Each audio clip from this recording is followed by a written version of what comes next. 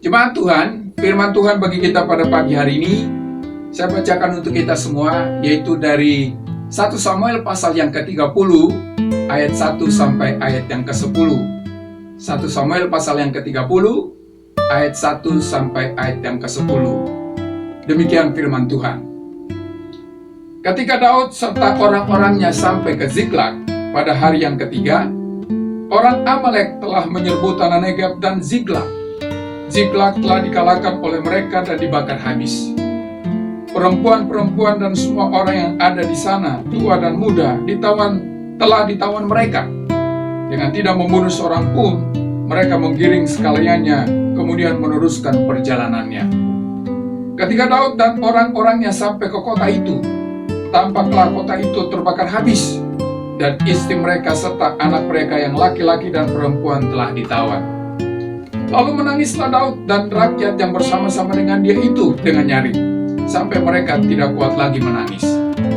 Juga kedua istri Daud ditawan, yakni Ahinoam perempuan Yizre'el dan Abigail bekas istri Nabal orang Karmel itu. Dan Daud sangat terjepit karena rakyat mengatakan hendak melempari dia dengan batu. Seluruh rakyat itu telah pedih hati, masing-masing karena anaknya laki-laki dan perempuan. Tetapi Daud menguatkan kepercayaannya kepada Tuhan Allahnya.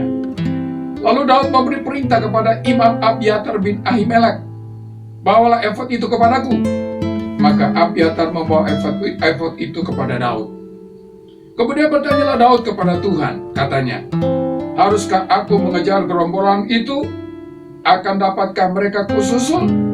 Dan ia berfirman kepadanya, "Kejarlah, sebab sesungguhnya engkau akan dapat menyusul mereka dan melepaskan para tawanan."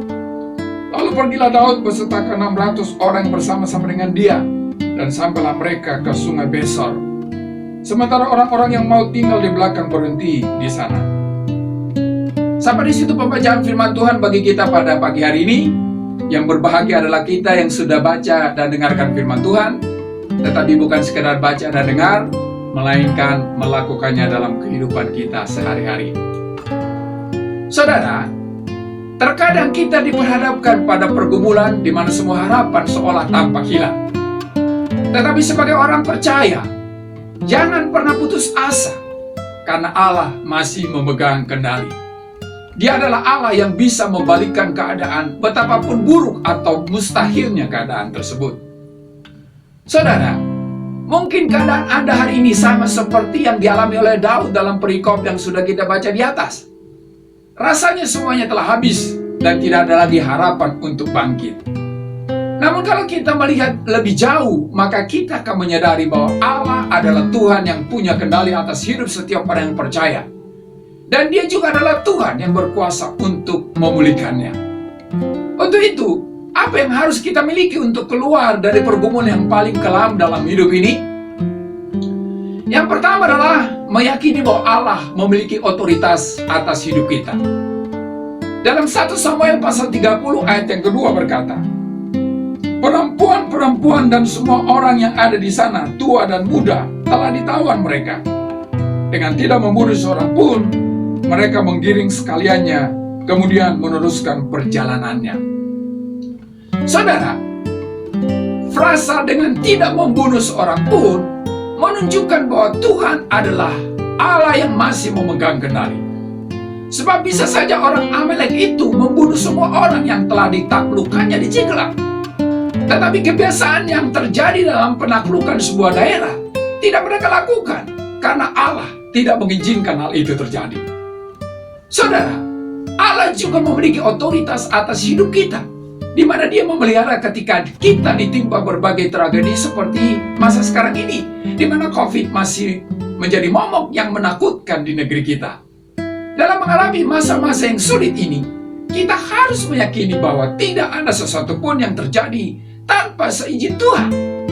Dan kita juga harus percaya bahwa apapun yang kita hadapi sekarang ini, ada hal positif yang bisa kita lihat di dalamnya, karena di sana Allah memiliki otoritas untuk membawa kita kepada perubahan dalam hidup ini.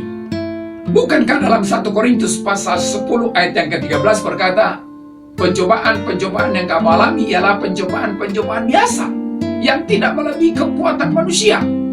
Sebab Allah setia dan karena itu Ia tidak akan membiarkan kamu dicobai melampaui kekuatanmu. Pada waktu kamu dicobai, Ia akan memberikan kepadamu jalan keluar, sehingga kamu dapat menanggungnya. Jadi, imanilah bahwa Allah masih memegang kendali sesulit apapun keadaan yang Anda hadapi hari ini. Dialah yang memegang otoritas atas hidup Anda, dan Dia ingin agar Anda mengalami kuasa-Nya dalam memulihkan hidup Anda. Yang kedua adalah memiliki kejujuran atas keadaan yang ada. Dalam 1 Samuel pasal 30 ayat yang keempat berkata, lalu menangislah Daud dan rakyat yang bersama-sama dengan dia itu dengan nyaring, sampai mereka tidak kuat lagi menangis. Saudara, sekalipun Daud terkenal sebagai pahlawan yang gagah perkasa, tetapi ketika melihat kenyataan keluarganya ditawan, dia menyatakan perasaannya yang sesungguhnya, yaitu menangis. Dia tidak malu sekalipun itu mungkin akan menjatuhkan martabatnya di depan anak buahnya. Tetapi Daud tidak bisa menyembunyikan keadaan hatinya oleh sebab keluarganya yang ditawan oleh musuh. Itulah keadaan yang sesungguhnya yang dihadapi oleh Daud, yaitu sedih. Dan kesedihan itu dia tampilkan apa adanya tanpa harus ditutupi. Saudara, kalau mau melihat pertolongan Allah dalam pergumulan yang sangat pelik, kita perlu menyalurkan kesedihan, ketakutan, dan kesepian kita kepada Allah.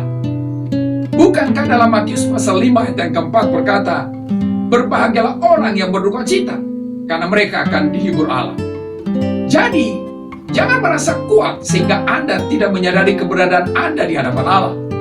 Bukankah orang yang kuat itu adalah orang yang menyadari kelemahannya sehingga ia akan bergantung kepada Allah?